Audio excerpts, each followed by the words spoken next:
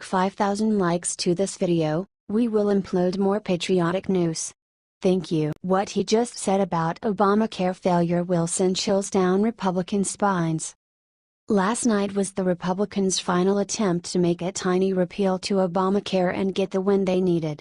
They failed by a measly 3 votes. Mitch McConnell was sad, Democrats were celebrating, but President Trump was not. He was 100% furious and went off on them like nobody's business. Donald Trump said the Senate failed America and now Obamacare will implode. It's very important to realize that an implosion of Obamacare, while effective, is not a win in any way. In fact, it will probably do a ton of damage to our country while it crashes and burns. The Republicans had a real chance to stop it tonight and they failed. The worst part is, they actually looked like they were gonna win it. They even had Mike Pence on standby at midnight just to break a tie. Nope. Instead, these 3 Republicans sabotaged the effort, sends Susan Collins, Maine, Lisa Murkowski, Alaska, and John McCain, Arizona. So, while Obamacare will have to be repealed in the long run, this is the worst way that could have happened and President Trump has every right to be furious. A big question now is, will Trump fire Health Secretary Tom Price over the failure? He made a joke about it the other day, but who knows how much of a joke it really was. Do you think it's time for a change of senators? If so, share this everywhere and say you failed us.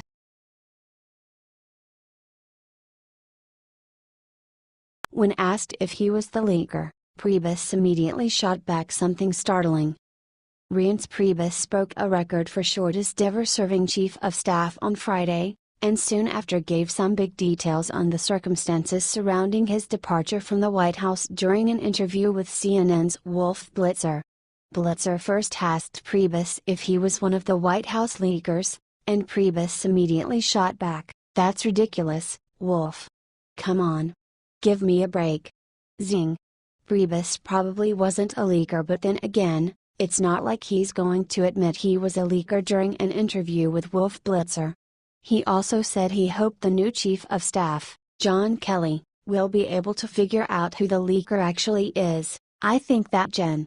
Kelly should see if he can get to the bottom of it and figure it out, but obviously unnamed sources are something that has been problematic and I wish him well and I'm going to try to help him." Priebus also described his relationship with President Trump. "I have a very close relationship with the president. I'm going to continue to have good relationship with president. I resigned and he accepted it. We talked about it. We talk all the time about this subject." He added, "We talked about a few different people together.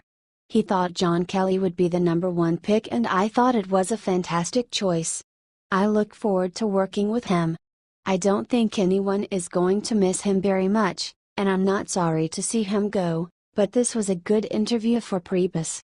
Priebus just wasn't fitting in with the Trump administration, and it was time for him to go. General John Kelly is going to do a fantastic job, and we can't wait for him to start. H/T the Hill.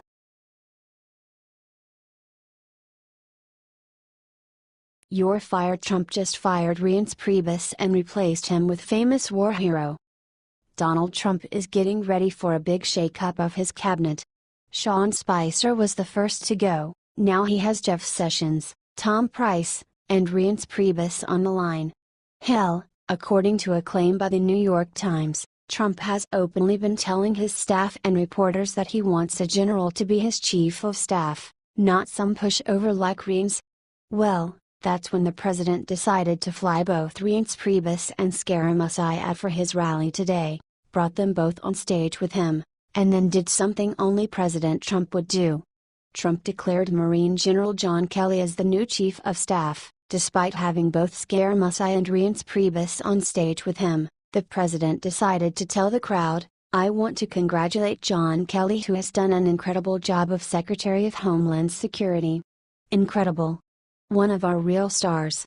Truly one of our stars. John Kelly is one of our great stars. You know the border's down 78%. He is right, too. In fact, you could argue that James Mattis and John Kelly, both Marines, are the only cabinet members that have been successful in pushing Trump's agenda so far. I think the lesson here is clear and the president knows it: the Marines really do make great leaders. The rumor now is that Trump's other cabinet members are very against having a Marine like Kelly for a boss. I bet they are scared they will be forced to work. Boo. Still, it would be a shame to lose his as the head of Homeland Security. He is doing a great job. Do you think Trump should appoint a Marine general to run his staff?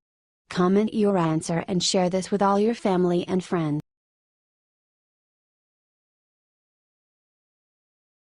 Trump Jr. just went OFF on the media and revealed the one thing America needs to know about scaramucci. Donald Trump Jr. has picked a side, and it's no surprise. Just 2 short days after White House Communications Director Anthony Scaramucci's passionate phone call with New York reporter Ryan Leigh, Donald Trump Jr. took to Twitter in an effort to show support for Scaramucci's hard work.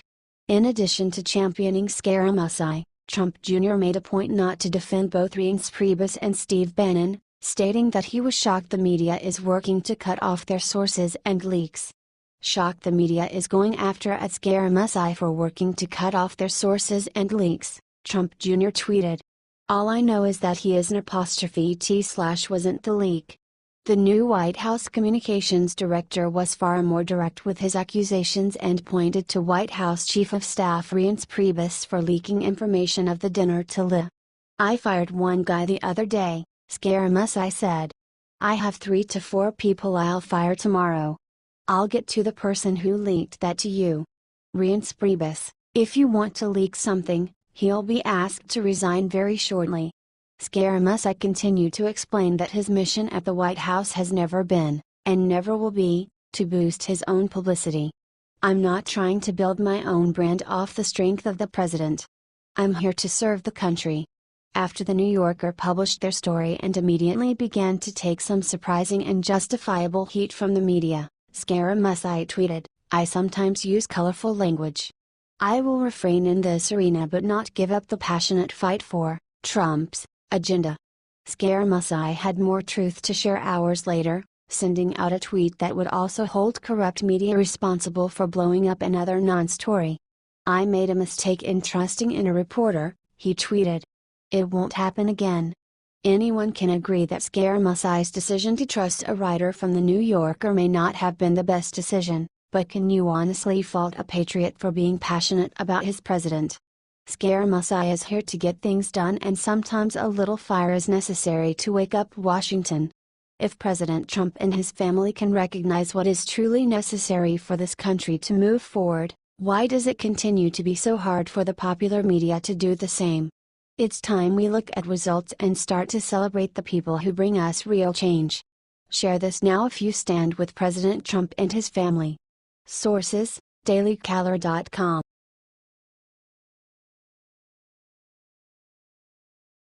Horror: Lieutenant Colonel Schaffer just exposed Debbie Wasserman Schultz and the "It's happening. It's happening. Run it from the rooftops. Text your neighbor. The Democratic Party is about to start falling apart. Look how the Muslim Brotherhood and Debbie conspired together."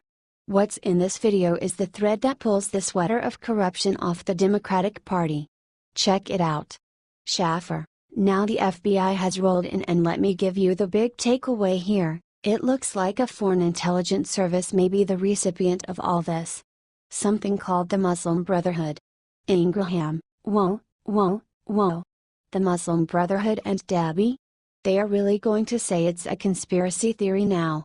Schaffer: "It's a conspiracy now, but that's apparently where all of this has been going. That's why the FBI has now been investigating. Share this right now. It's time to hold the media's feet to the flames. They need to start covering this. We have heard all the crap about Russia for forever. Now, it's time to look into the crimes of the Democrats. H/T Real Clear Politics."